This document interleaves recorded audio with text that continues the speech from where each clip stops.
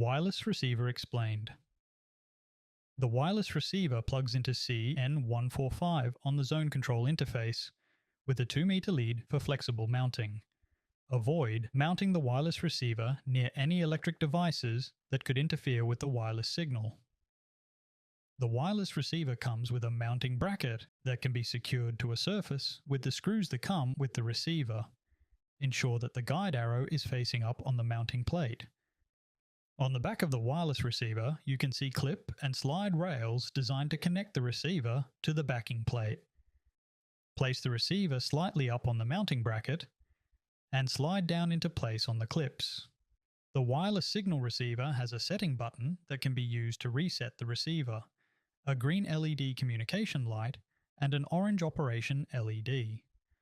The settings button can be used to reset the wireless receiver if an error occurs. It is important to note that starting and stopping pairing can only be done from the main controller or the Mitsubishi Electric Wi-Fi app.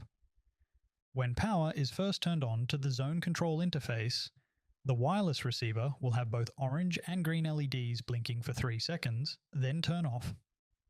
On the main controller in the installer menu, scroll down and select Wireless Receiver.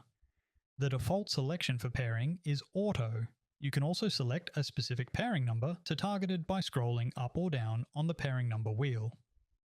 It is important to note that if you select a pairing number, that the pairing will only target that number for one device.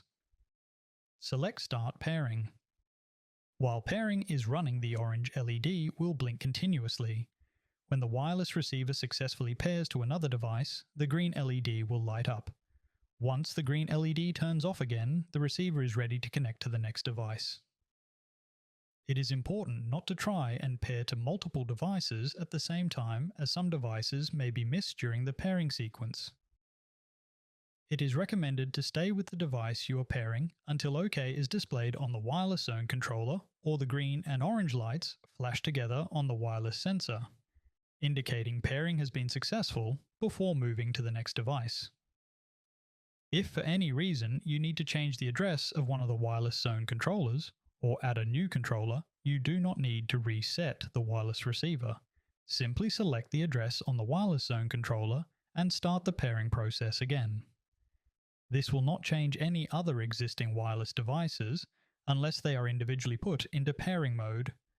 Once all wireless devices have been connected, select Stop Pairing. The green LED will remain on and the orange LED will stop blinking. The green LED will flash anytime the wireless receiver communicates with any of the wireless components.